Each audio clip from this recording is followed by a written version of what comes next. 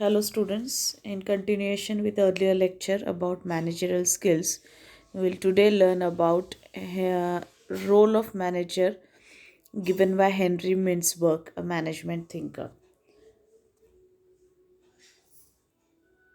So, Henry Mintzberg, according to him, there are 10 roles which a manager has to play, and he has published these roles in his articles based on his study, which was published in Harvard Business Review in 1990.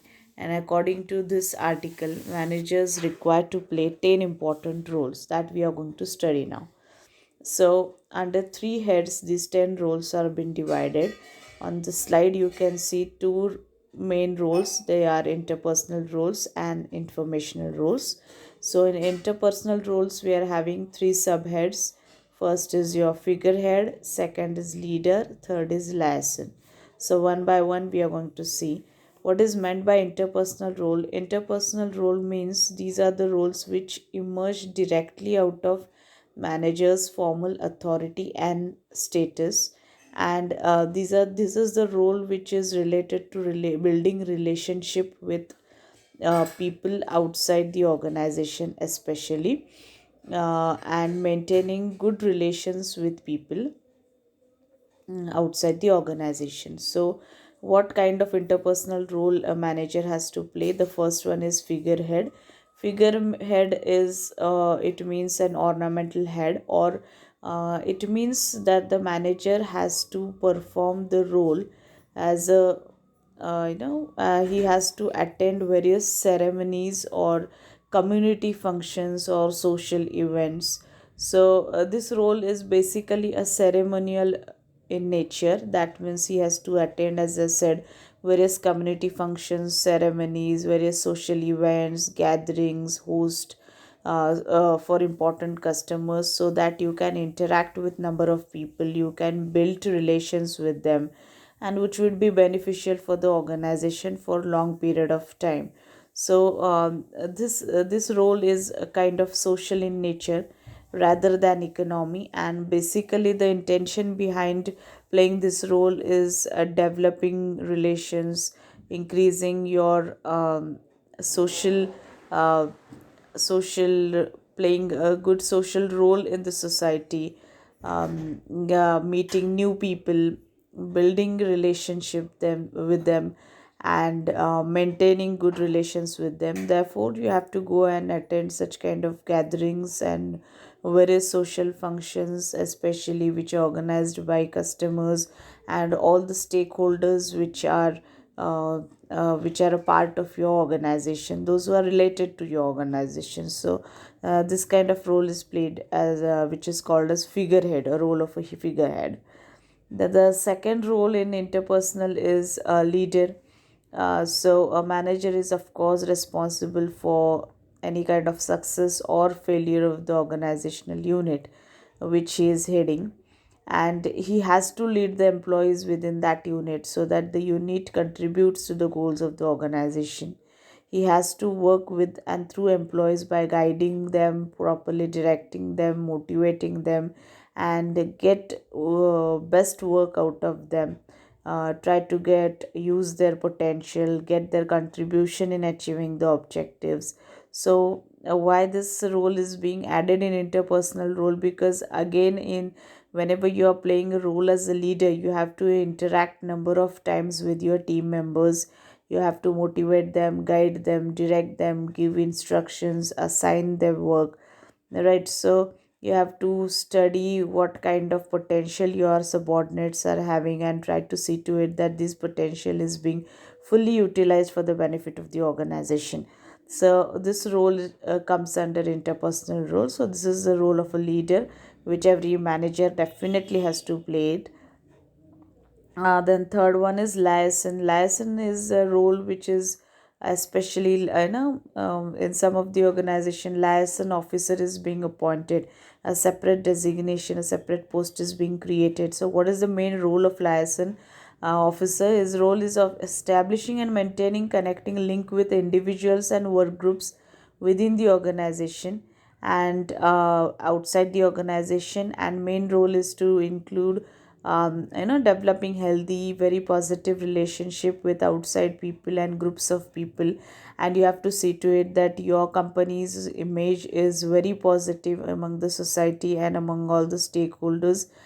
These people look at the organization as a good organization, and for that you are working as a representative of the organization, and you are trying to maintain a link between, or you are working as a middleman between the society and the organization. Therefore you have to create a positive image of the organization in the society, and for that you have to maintain and develop positive, healthy, good relationship with outside people.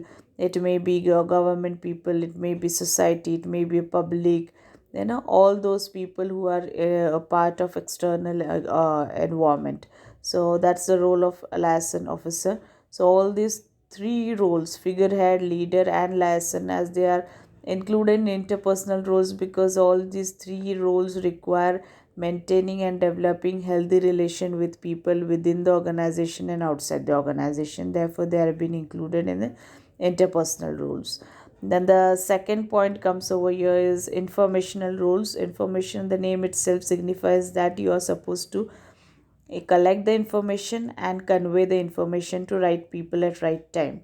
Okay, so managers provide information to employees and other managers with whom they are working. The information is very useful for the organizational members to they do their jobs effectively, and managers have to gather and disseminate the information and work as communication center, and therefore informational role is very important as far as manager's role is concerned in the organization. So in that, again, there are three sub points. The first one is monitor. As monitor, manager has to scan the internal and external environment. That means environmental scanning has to be done, where you have to scan both the internal and external environment, so that you can get useful information through that scanning. In internal environment, when you scan internal environment, you get an idea that what kind of strong points and weak points you do have, which are existing in the organization. Then when you scan your external environment, you come to know that what kind of opportunities and threats are upcoming from the external environment, and how to make use of your strong points to grab the opportunities and face the challenges or threats from the external environment. So this is the reason why manager has to play a role as a monitor, where he has to scan both the internal as well as external environment. Then also you can get information from subordinates, liaison contacts, or from network or personal contacts. So the sources of informations are much more.